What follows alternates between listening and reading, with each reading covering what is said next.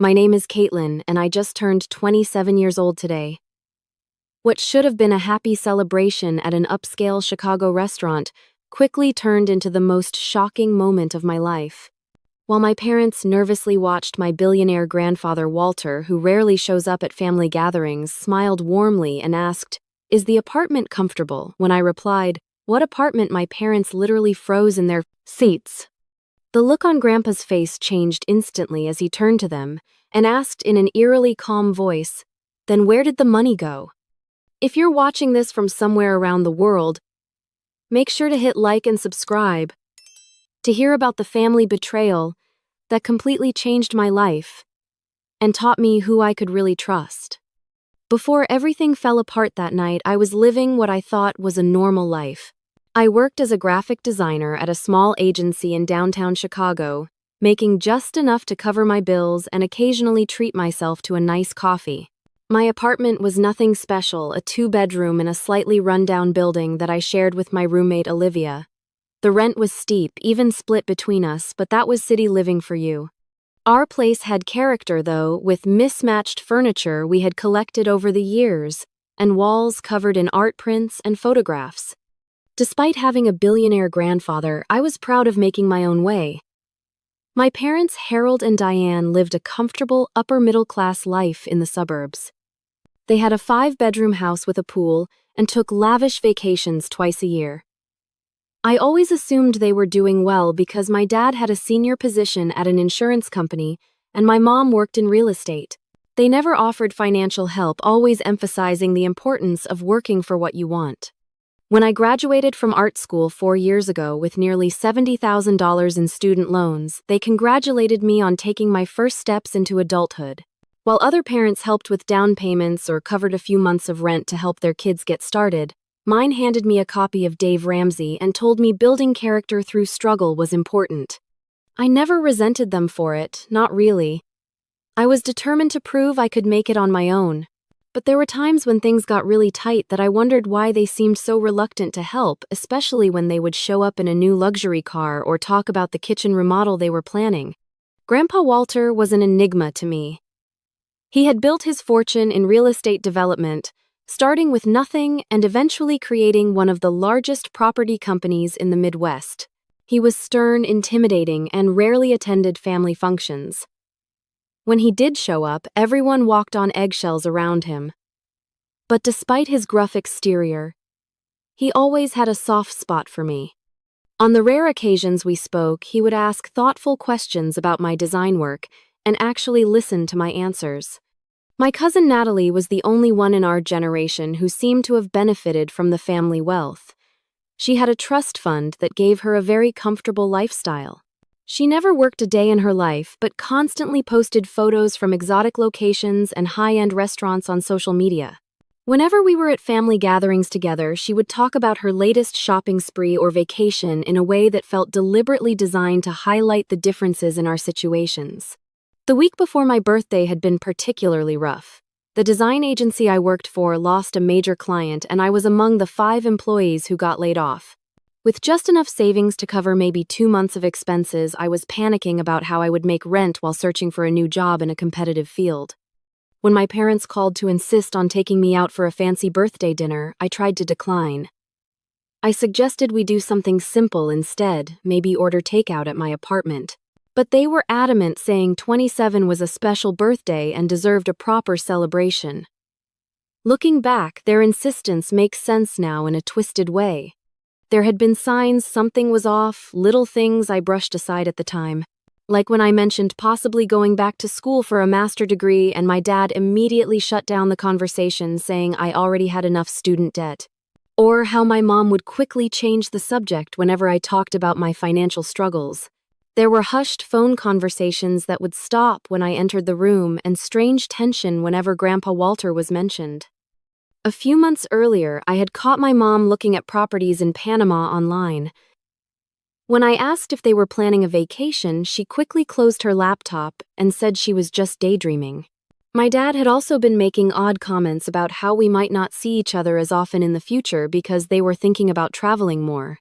The morning of my birthday, Olivia gave me a handmade card and a small potted plant she knew I had been eyeing at the local nursery.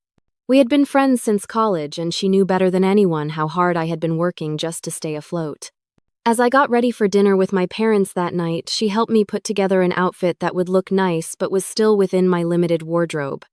I would never have guessed that in just a few hours, everything I thought I knew about my family would be shattered beyond repair. Or that the financial struggles I had been facing for years were completely unnecessary.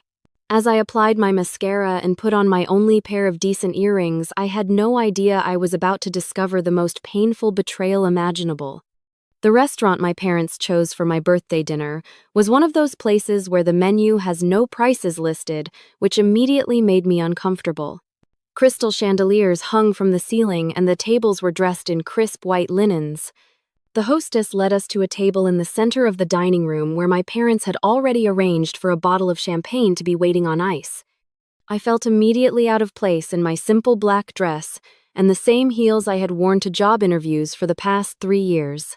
My mother was draped in a designer outfit I had never seen before, with a necklace that probably cost more than my rent. My father wore an expensive-looking suit with gold cufflinks that caught the light when he reached for his water glass. The conversation felt forced from the beginning.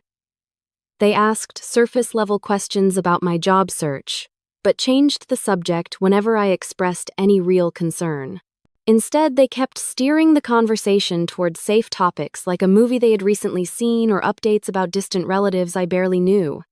After we ordered, they presented me with their gifts, a designer wallet and a scarf that, while beautiful, seemed strangely modest considering the restaurant they had chosen. As I thanked them, my mother launched into a familiar lecture about financial responsibility and the importance of building good credit. I was halfway through my entree, nodding along to another of my father's stories about his college days, when the atmosphere in the restaurant suddenly shifted. People at nearby tables straightened in their seats, and the staff became noticeably more attentive. I turned to see what had caused the change, and spotted him immediately. Grandpa Walter had arrived accompanied by his assistant Jennifer, a sharp-looking woman in her 40s, who was rarely more than a few steps away from him. At 82, Walter still cut an imposing figure, tall and straight-backed with a full head of silver hair. He wore a perfectly tailored suit that probably cost more than my yearly salary, and his presence commanded attention without him having to say a word. My parents froze mid-conversation, their expressions shifting from surprise to something that looked almost like fear. My father stood quickly, nearly knocking over his water glass in the process. "Walter, this is unexpected," he said, his voice higher than normal. "We weren't sure you would make it." My grandfather ignored him completely, focusing his attention on me instead. His stern expression softened as he approached our table. "Happy birthday, Caitlin," he said, leaning down to kiss my cheek. His cologne smelled expensive like leather and cedar. 27 years. Hard to believe how quickly time passes. "Thank you, Grandpa," I replied, genuinely touched that he had remembered. "It means a lot that you came." He took the empty seat beside me, while Jennifer remained standing tablet in hand, as if ready to take notes at any moment. "I wanted to check in on how things are going," he said, studying my face with intelligent eyes that missed nothing. "Jennifer tells me the quarterly reports for your investment portfolio look strong. The trust should be performing well in this market." I blinked in confusion. "Investment portfolio trust?" A slight furrow appeared between his eyebrows. "Yes, the trust fund established when you were born. You turned 25 2 years ago, so everything should have been transferred to your control by now." He spoke as if this was common knowledge. My parents were suddenly very interested in their plates. My mother's knuckles had turned white around her fork. "I think there might be some confusion," I said slowly, looking between my grandfather and my parents. "I don't have a trust fund." Walter's expression didn't change, but something in his eyes hardened. "Of course you do. Your cousins as well, though. Yours was the largest. 5 million initially, plus growth. Managed by your parents until your 25th birthday when control was to transfer to you." The restaurant around us seemed to fade away as I struggled to process what he was saying. $5 million, a trust fund I never knew about. It made no sense. And the apartment in Gold Coast. Walter continued, his voice pleasant, but his eyes now fixed on my parents. Is it comfortable? I selected that building specifically because of the security and the views of the lake. What apartment? I asked, my voice barely above a whisper. The silence that followed was deafening. My father had gone pale and my mother looked like she might be sick. Walter's expression remained calm, but there was a dangerous stillness to him now, like the moment before a storm breaks. You don't know about the apartment, he said. It wasn't a question. The 2-bedroom corner unit in the Lakeside Tower, purchased 2 years ago as your 25th birthday present. I shook my head slowly, my mind racing to make sense of what was happening. Walter turned to my parents with deliberate slowness, his voice dropping to a quiet tone that was somehow more frightening than if he had shouted. Then where did the money go? My father started to speak, a tremor in his voice.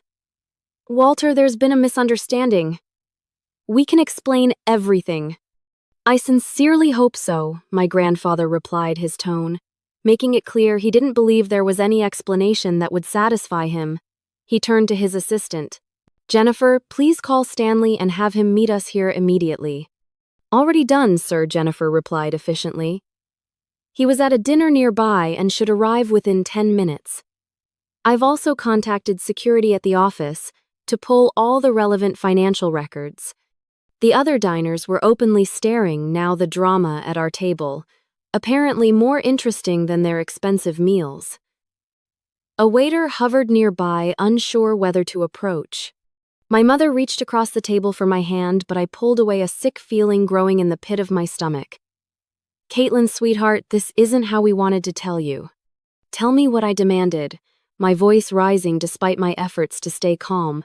That I have a trust fund and an apartment I never knew about, or that somehow you kept them from me. My father glanced nervously around at the other diners. This isn't the place to discuss family matters.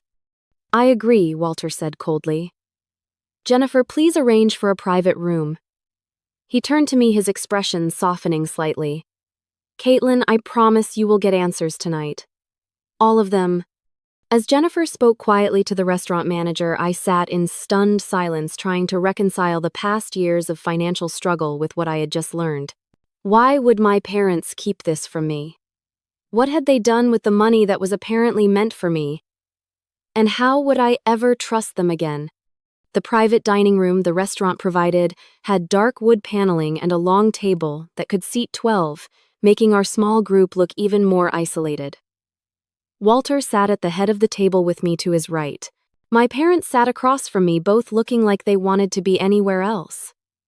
Jennifer positioned herself near the door tablet, ready, her face professionally blank. We were joined shortly by Stanley Thornton, my grandfather's longtime attorney, a balding man with sharp eyes behind wire-rimmed glasses.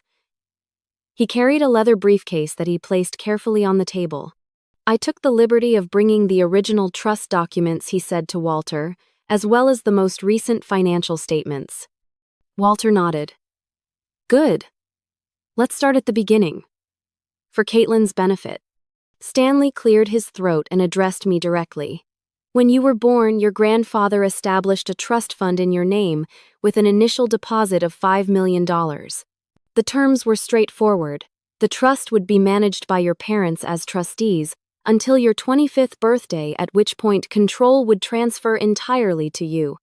The only stipulations were that the money could be used for your education, health, and general welfare prior to your 25th birthday, with all expenditures documented and approved. I stared at him in disbelief. And no one thought to tell me about this.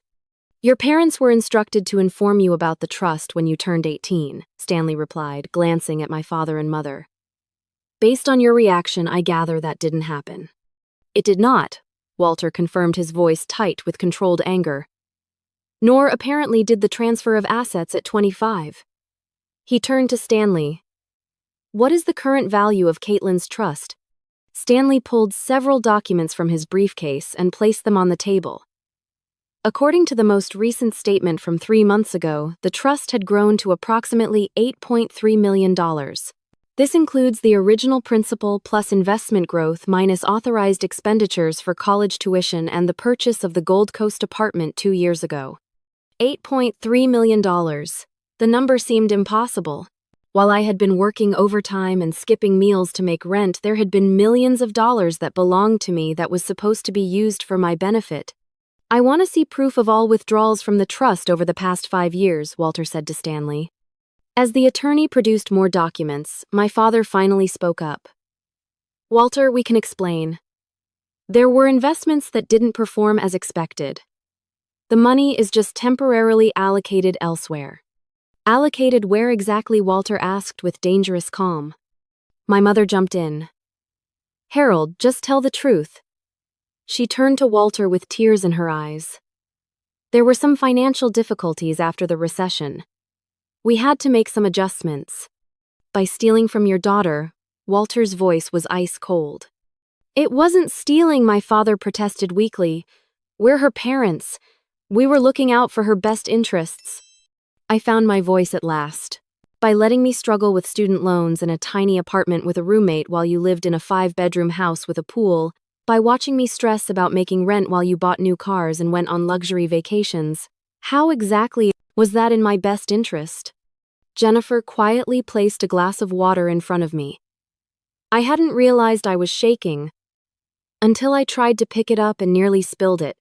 Stanley had been examining the financial records with a growing frown. There appeared to be numerous unauthorized withdrawals beginning approximately 7 years ago, large sums transferred to personal accounts belonging to Harold and Diane.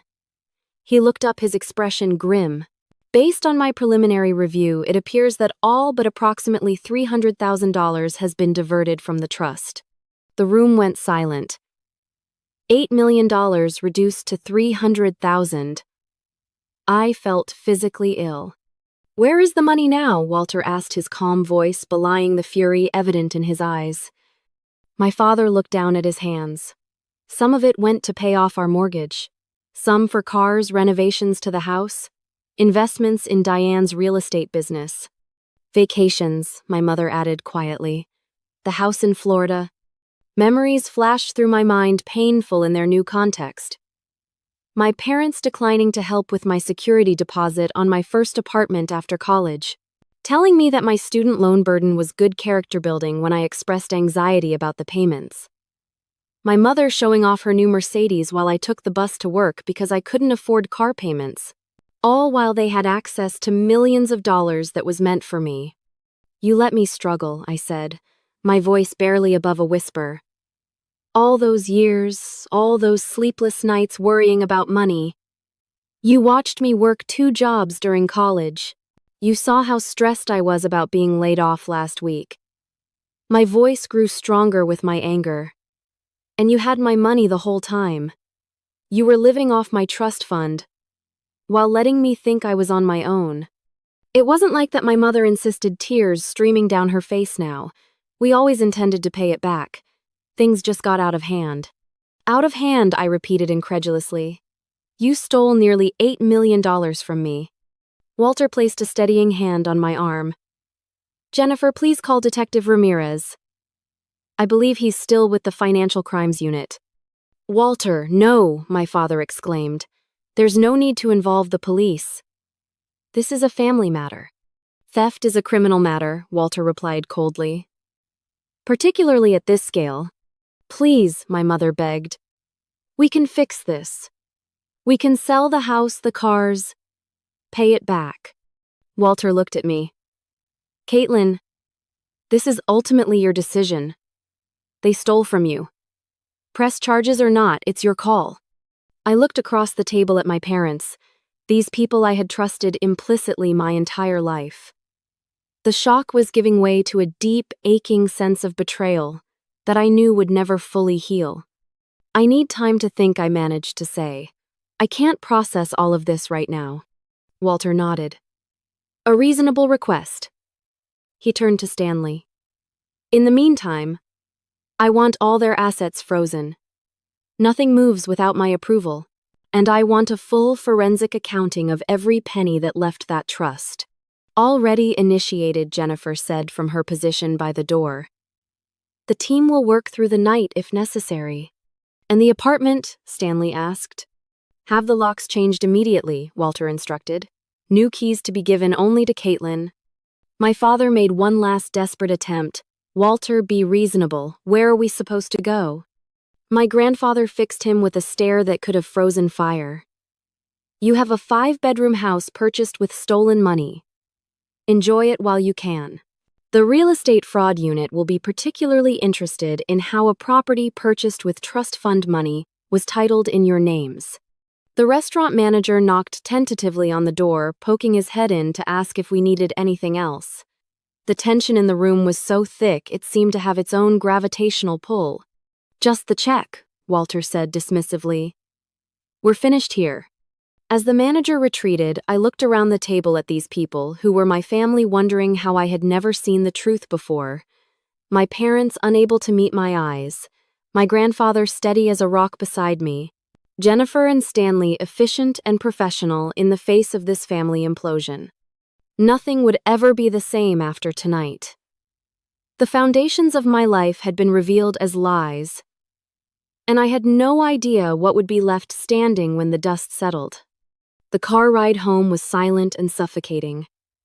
I had declined Walter's offer to stay at one of his properties, needing the familiar comfort of my own apartment, shabby as it was. As the taxi pulled away from the curb, I watched my parents standing frozen on the sidewalk outside the restaurant, suddenly looking small and old in the harsh streetlight. When I walked through my apartment door, Olivia took one look at my face and knew something was terribly wrong. She guided me to the couch, wrapped a blanket around my shoulders, and waited patiently while I struggled to find words. "My parents stole $8 million from me." I finally said the words, sounding absurd even as they left my mouth. I told her everything, the story spilling out in disjointed pieces. The trust fund I never knew existed. The apartment that was supposed to be mine. The years of financial struggle that had been completely unnecessary. As I spoke, the shock began to give way to a bone-deep anger that I had never experienced before. "I applied for food stamps last year," I said, my voice breaking. "I was eating ramen for dinner 4 nights a week to save money, and they were using my trust fund to remodel their kitchen and buy luxury cars." Olivia held my hand tightly as I cycled through shock, rage, and grief. At some point, she made tea that grew cold on the coffee table. My phone buzzed constantly with texts and calls from my parents, which I ignored. The only message I responded to was from Walter, confirming that I was safe and asking if I needed anything. The next morning, Jennifer called with updates. Walter's legal team was moving quickly. They had already confirmed that the house in Florida, my parents' primary residence, and both their vehicles had been purchased using money from my trust. A forensic accountant was tracking down every withdrawal and transfer. The preliminary findings indicate that approximately $300,000 remains of the original trust, Jennifer explained in her efficient way. Most of the money went to real estate purchases, luxury items, and some high-risk investments that performed poorly. The days that followed passed in a blur.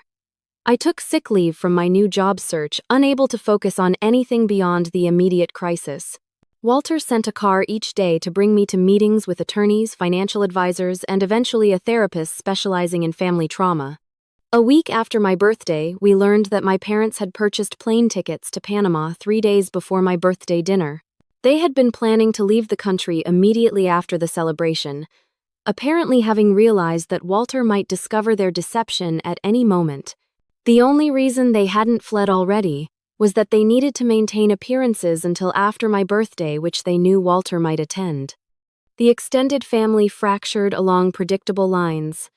My father's siblings defended him, suggesting that Walter was overreacting to what was just poor financial management. My mother's side was more divided, with her sister calling me directly to apologize for what her sister had done. The most surprising ally came in the form of my cousin Natalie. She showed up at my apartment unannounced one afternoon, looking uncharacteristically subdued. I always wondered why Uncle Harold and Aunt Diane lived so well when Dad said our trust funds were basically the same size, she admitted, sitting uncomfortably on my worn couch. I guess now we know. It turned out that Natalie's trust had been properly managed but was much smaller than mine had been. She had been careful with her money, making it last while flaunting a lifestyle that was more modest than it appeared on social media. "I was always jealous of how close you seemed with your parents," she confessed. My parents were always honest about the money, but they were never really there for me emotionally. I thought you had both the loving parents and were being modest about your wealth. I never imagined they were stealing from you. That conversation was the beginning of an unexpected friendship with my cousin, one bright spot in the darkness that had engulfed my life. The legal proceedings moved forward relentlessly. Walter's team discovered that only about $300,000 remained of my original trust. The rest had been spent on my parents' lavish lifestyle or lost in bad investments. The house in Florida and their primary residence were both seized as they had been purchased directly with trust fund money. The cars, the boat, my father rarely used my mother's extensive jewelry collection, all documented and evaluated for potential recovery. Through it all, my parents continued their desperate attempts to contact me. The messages shifted from explanation attempts to outright begging as the legal consequences became clear. My father called from a hotel room claiming they had nowhere to go. My mother sent long emails about how everything they did was ultimately for my benefit, though she never managed to explain exactly how their luxury lifestyle had helped me in any way. The media caught wind of the story eventually. A business publication ran a small piece about Walter Harrington's family financial dispute. Though they didn't mention me by name, the article hinted at significant misappropriation of trust fund assets by close family members. I deleted all my social media accounts, temporarily unable to face questions from acquaintances who might connect the dots. The worst part was the constant gnawing feeling of guilt that plagued me despite being the victim. Had I somehow driven my parents to this? Should I have noticed something was wrong? Was I overreacting by allowing Walter's legal team to pursue them so aggressively? The therapist Walter had arranged for me explained that this was a common response for victims of familial betrayal, but understanding the psychology didn't make the feelings any less real. After 3 weeks of living in a fog of legal meetings and emotional turmoil, Walter invited me to dinner at his penthouse. The space was surprisingly warm and comfortable despite its obvious luxury. He fixed us both drinks himself, dismissing the staff for the evening to give us privacy. "I want you to know that none of this is your fault," he said, looking at me directly. "Your parents made their choices. They betrayed not only you, but the trust I placed in them." "I keep thinking I should have known," I admitted. "There were signs." "You had no reason to suspect your own parents of stealing from you," Walter replied firmly, "especially when you didn't even know the money existed." That night, Walter showed me photographs I had never seen before. My grandmother, who had died when I was too young to remember her. Walter as a young man building his first development. My mother as a child sitting on Walter's shoulders at a park. "Family is complicated," he said, his voice softer than I had ever heard it. "Your grandmother and I didn't always see eye to eye on how to raise your mother. I was often too strict, too focused on building the business. Perhaps if I had been different, your mother might have developed a healthier relationship with money." It was the closest thing to vulnerability I had ever seen from my grandfather, and it helped me begin to understand that the betrayal had layers beyond my own pain. My parents had not only stolen from me, they had betrayed the father who had tried to secure his granddaughter's future. 1 month after my birthday, I finally agreed to meet with my parents. The legal mediation was scheduled at Walter's attorney's office, a sleek space in a downtown high-rise that made my parents look even more out of place than they already felt to me. They had visibly aged in the past month. My father's face was gaunt, with dark circles under his eyes. My mother's hands trembled slightly as she clutched her purse. They were dressed in clothes I didn't recognize, more modest than their usual attire. I later learned they had been forced to sell much of their designer wardrobe. The conference room was intimidatingly large for our small group. Walter sat beside me with Stanley and 2 other attorneys from his team nearby. My parents had a single lawyer, a nervous-looking man who kept shuffling his papers. The financial forensics team presented their findings with clinical precision. Charts and graphs detailed the systematic draining of my trust over 7 years. What had begun as borrowing small amounts had escalated to major withdrawals. The money had funded their house purchase, cars, expensive vacations, my mother's failed attempt to start a luxury real estate agency, and my father's disastrous foray into day trading. As the evidence mounted, my father's posture became increasingly defensive, while my mother simply stared at the table, occasionally wiping away tears. When the presentation concluded, Walter spoke directly to my parents. "The forensic accounting is complete. We know exactly where every dollar went. The only question remaining is whether this proceeds as a civil matter or whether criminal charges will be filed." My parents' attorney cleared his throat. "My clients are prepared to cooperate fully. They understand the gravity of their actions and wish to make amends to the extent possible." "Amends," I repeated, speaking for the first time since the meeting began. "You stole my future. You watched me struggle while you lived off money that was meant for me. How exactly do you plan to make amends for that?" My father couldn't meet my eyes. "Caitlin, we never meant for things to go this far. It started small, just borrowing a little, to get through a rough patch. Then it became easier to take a little more and a little more. We convinced ourselves we deserved it," my mother added quietly. "For raising you, for all the sacrifices we made as parents. We told ourselves we would pay it back before you ever needed to know." "And the apartment?" I asked. "The one Grandpa bought for me 2 years ago, what was your plan there?" They exchanged guilty glances. My father sighed heavily. "We were renting it out. The income was going into our account." The betrayal felt fresh all over again. While I had been sharing a cramped apartment with a roommate, they had been collecting rent on a luxury property that was supposed to be mine. Walter placed a steadying hand on my shoulder before addressing my parents. "Here are your options. Option 1. You sign over all remaining assets purchased with trust fund money. Cooperate fully with recovery efforts and agree to a structured repayment plan for what cannot be recovered immediately. In exchange, Caitlin agrees not to press criminal charges." My parents nodded eagerly. "Option 2, Walter continued, his voice hardening. You continue to obfuscate and defend your actions, in which case we proceed with criminal charges for fraud, embezzlement, and theft. The evidence is overwhelming. You would both face significant prison time." "We choose option 1, my father said quickly. "We'll cooperate completely." Walter looked to me. "Caitlin, the decision is yours." I studied my parents, these people who had raised me, who had tucked me in at night and cheered at my graduations. These same people who had systematically stolen my inheritance while watching me struggle. The conflicting emotions were overwhelming. "I don't want them in prison," I finally said. "But I want every penny recovered that can be recovered. And I want them to acknowledge exactly what they did, not just to me but to the entire family." The legal details were worked out over the next several hours. My parents signed document after document transferring assets and agreeing to the terms Walter's team had outlined. By the end of the day, I legally owned their house in Florida, which would be sold, and arrangements were made to recover as many of their possessions as possible for liquidation. When the attorneys stepped out to make copies, I found myself alone with my parents for the first time since my birthday. "Why?" I asked simply. "I want to understand how you could do this." My mother reached for my hand, and this time I didn't pull away. "We got caught up in a lifestyle we couldn't really afford. Your father made some bad investments early in our marriage, and we were always trying to catch up to keep appearances.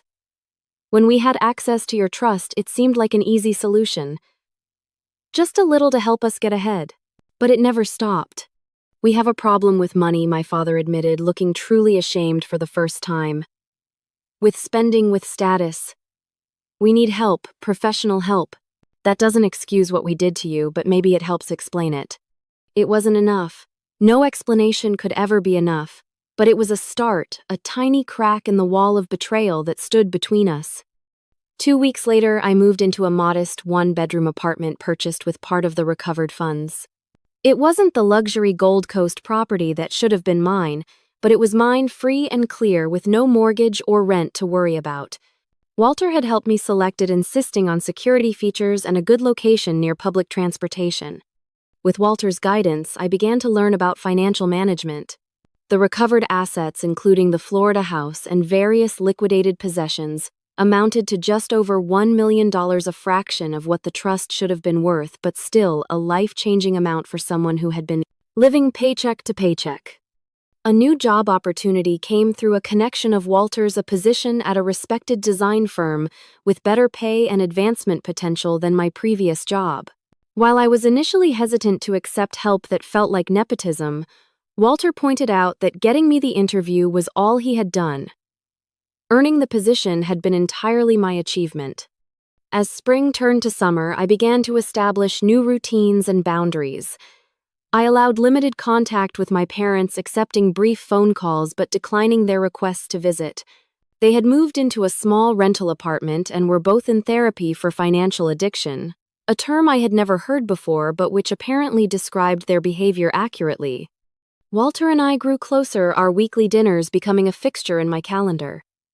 He taught me about investments and business with the same precision and attention to detail that had made him successful.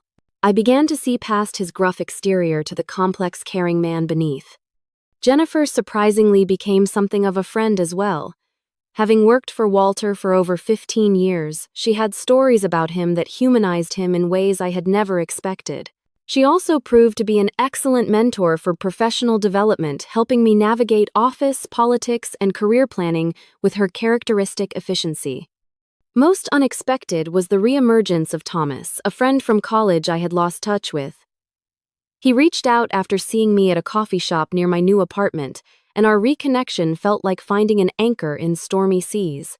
He had no connection to my family drama, no preconceived notions about who I should be. With him, I could just be Caitlin, not the victim of a high-profile family betrayal. As summer faded into fall, I began to feel something I hadn't experienced in months: hope. Not just for financial stability, but for rebuilding a life that was authentically mine, founded on truth rather than deception. 6 months after the revelation that changed everything, I found myself thriving in ways I would never have predicted. My position at the design firm had evolved from a basic graphic designer role to leading a small team working on a major rebranding project for a national client. The creative director had taken notice of my work and increasingly sought my input on high-profile assignments. Walter had helped me establish a proper financial foundation with the recovered funds. The approximately $1.2 million had been carefully invested with a portion set aside for immediate security. I now had a retirement account, health insurance that actually covered more than catastrophic emergencies, and an emergency fund that would sustain me for a full year if necessary. For someone who had spent years counting pennies and worrying about unexpected expenses, the security was almost disorienting. I still found myself hesitating before making simple purchases, the habits of financial anxiety deeply ingrained despite my changed circumstances. My parents continued to struggle with the consequences of their actions. They had been forced to downsize, dramatically moving from their 5-bedroom house to a small 2-bedroom apartment in a modest neighborhood. My father had taken a position at a small insurance agency several steps down from his previous executive role. My mother had surrendered her real estate license as part of the legal settlement and was working as an administrative assistant. The social fallout had been perhaps the most difficult adjustment for them. Former friends had distanced themselves once the story spread through their social circle. They were no longer invited to the country club events and charity galas that had once been the center of their social calendar. After months of limited contact, I agreed to meet them for coffee at a neutral location. They arrived early, visibly nervous, bearing no gifts or overtures beyond their evident desire to reconnect. "We've been working with our therapist on making amends," my mother explained, her hands wrapped tightly around her coffee cup. "Not just to you, but to Walter, to ourselves. We understand that we can't undo what we did. We're establishing boundaries with money," my father added. "Separate accounts, strict budgets, accountability partners. It's like being in recovery from any other addiction." I listened more than I spoke, observing the changes in them. There was a humility that had never been present before, an absence of the designer labels and status symbols that had once seemed so essential to their identity. Before we parted, my mother asked hesitantly if we could establish regular contact, perhaps a monthly lunch. I agreed to consider it, unwilling to commit but no longer completely closed to the possibility of a carefully constructed relationship. Walter had suffered a minor health scare in early fall, a warning from his doctor about his blood pressure that had resulted in lifestyle modifications and a reduced work schedule. The brush with mortality had softened him further, making him more reflective about family relationships despite the pain of betrayal. "Your grandmother always said that family was worth fighting for," he told me during one of our weekly dinners. "Not worth sacrificing your self-respect or safety, but worth the effort of understanding and forgiveness when possible." I was learning from Walter not just about financial management, but about resilience in the face of betrayal. He had been deeply hurt by my parents' actions, yet he maintained a steady presence in my life, never allowing his disappointment in them to affect his relationship with me. With Walter's encouragement, I had started a small side business in graphic design consulting, working with startup companies that couldn't afford full-service agencies. The work was challenging and rewarding, allowing me to build something that was entirely my own, independent of family connections or recovered funds. My confidence was growing not just professionally but personally. The therapy sessions that had begun as crisis management had evolved into a valuable tool for examining patterns and building healthier relationships. I was learning to trust my own judgment again, to recognize that I had been a victim not because of any failure on my part, but because those I trusted had made terrible choices. An unexpected development came in the form of a surprise dinner arranged by Walter 6 months to the day after my fateful birthday. He reserved a private dining room at a restaurant, even more exclusive than the one where our family had imploded. But this time, the atmosphere was entirely different. When I arrived, I found not just Walter, but also Jennifer Stanley, my cousin Natalie, and even Thomas, all gathered to celebrate what Walter called my half-birthday.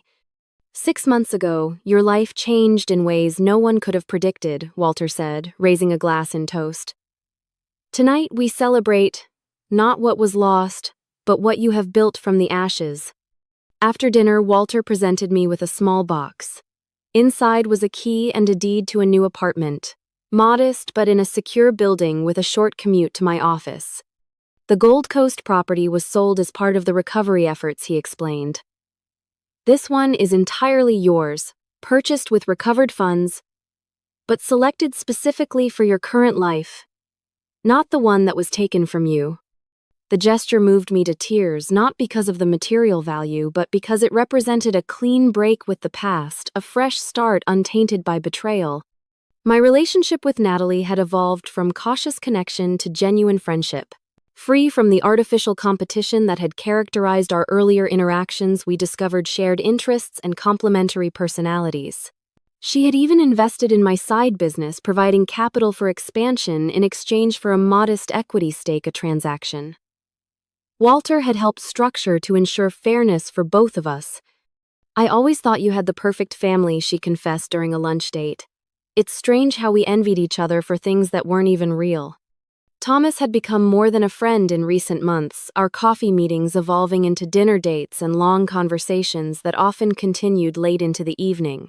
He had been present through the worst of the aftermath without trying to fix or minimize my pain, simply offering steady support and occasional necessary distraction. When he kissed me for the first time on a walk along the lakeshore near my new apartment, it felt like crossing a threshold into a part of my life untouched by the betrayal. Here was something entirely new, a relationship built on a foundation of honesty from the beginning. I had begun using a portion of my recovered funds to establish a small mentorship program for young designers from disadvantaged backgrounds, providing scholarships for software training and professional development. The program was still in its infancy, but helping others who faced financial barriers to creative careers brought a sense of purpose that transcended my personal experience. As fall turned to winter, I realized that while the betrayal would always be part of my story, it no longer defined my daily existence. I was building something new, something authentic, from the painful truth rather than comfortable lies. 1 year after the birthday that changed everything, I found myself in a place I never could have imagined. Not just financially secure, but emotionally stronger, with clearer boundaries and deeper, more authentic relationships than I had before the betrayal. The healing journey had not been linear. There were still days when anger would surge unexpectedly, when the memory of those years of unnecessary struggle would feel fresh and raw. But those moments came less frequently, now subsumed by the full life I was building.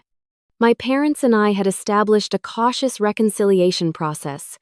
We met monthly for lunch with clear boundaries and expectations. They had shown genuine remorse, continuing their therapy, and making small but consistent restitution payments that Walter's team had structured as part of their amends process. I never thought I would sit at a table with them again without feeling rage. I admitted to my therapist during one of our now bi-weekly sessions. It is not forgetting or even complete forgiveness yet, but it is something like peace. The financial education Walter had provided had transformed my relationship with money. I now managed my investments with confidence, understanding the balance between security and growth. The remaining trust funds, though far smaller than they should have been, were carefully managed to provide long-term stability while allowing me to live comfortably in the present. Walter had experienced another health scare more serious than the first that had required a brief hospitalization. The fragility of his mortality brought perspective to our family situation. Despite the betrayal, despite the legal consequences, he was still my grandfather and my parents' father. The time we had together was limited and precious, even with the shadow of past actions. During his recovery, I had spent hours at his bedside learning more about his early years, his relationship with my grandmother, his regrets and triumphs. These conversations deepened my understanding not just of him but of the complex family dynamics that had contributed, though never excused my parents' actions. My design career had flourished, with my side business growing to the point where I was considering whether to pursue it full-time. I had hired 2 junior designers to help with the increasing client load and a business manager to handle the administrative aspects that I had little interest in. The mentorship program had expanded as well, with 5 young designers now receiving scholarships and professional guidance. Watching them grow in confidence and skill brought a satisfaction unlike anything I had experienced professionally before. Thomas and I had grown steadily closer, our relationship built on a foundation of transparency that I now recognized had been missing from most of my previous relationships, familial and romantic alike. He had his own apartment but spent most nights at mine, our lives intertwining in a way that felt natural and unforced. "You know what amazes me most about you," he said one evening as we cooked dinner together in my kitchen. "How you've taken something that could have made you bitter and turned it into growth instead." The apartment had truly become my home, filled with art and books that reflected my taste, decorated in colors that brought me joy. It was modest compared to what might have been mine, had the trust remained intact, but it was fully mine in a way the Gold Coast property never would have been. My cousin Natalie and I had developed a genuine friendship that had surprised us both.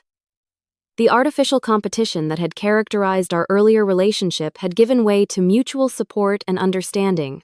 She had even joined the board of the mentorship program, contributing both funds and connections. On the anniversary of the revelation, I hosted a small gathering at my apartment. Walter was there, looking frailer than I like to admit, but still sharp as ever. Natalie and Thomas, Jennifer, and a few close friends from work. Notably absent were my parents, not because they weren't invited, but because they had recognized that this particular milestone was not one they should be part of. As we shared a meal around my dining table, I looked at these people who had become my chosen family and felt a surge of gratitude that nearly overwhelmed me. "A year ago, I thought my life was destroyed," I said, raising my glass in toast.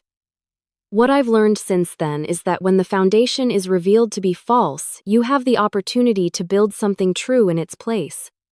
Walter nodded approval, his eyes bright with unshed tears. "To truth," he said, simply raising his glass to meet mine. "To truth," the others echoed. Later, after the guests had gone and only Thomas remained helping me load the dishwasher in comfortable silence, I reflected on the deeper lessons of the past year. I had learned that financial wealth, while providing security and opportunity, was not the most valuable currency. Trust, authenticity, and self-knowledge were far more precious and much harder to rebuild once broken. I had learned that forgiveness was not a single act but a process, one that did not require forgetting or excusing, but did eventually lead to a lightening of the burden of anger. Most importantly, I had learned that while we cannot choose what happens to us, we have absolute sovereignty over how we respond over what we build from both gifts and wreckage. The betrayal would always be part of my story, a chapter I could not erase. But it would not be the defining chapter, merely the one that forced me to take control of the narrative and write the rest with intention and authenticity. If you've stayed with me through this story, I want to thank you for witnessing my journey. Have you ever experienced a betrayal that ultimately led to unexpected growth? Or have you had to rebuild trust after it was broken? Share your experiences in the comments below. And if this story resonated with you, please hit like, subscribe, and share it with someone who might need to hear that even the deepest betrayals can lead to new beginnings. Remember, sometimes the most painful truths are the ones that ultimately set us free.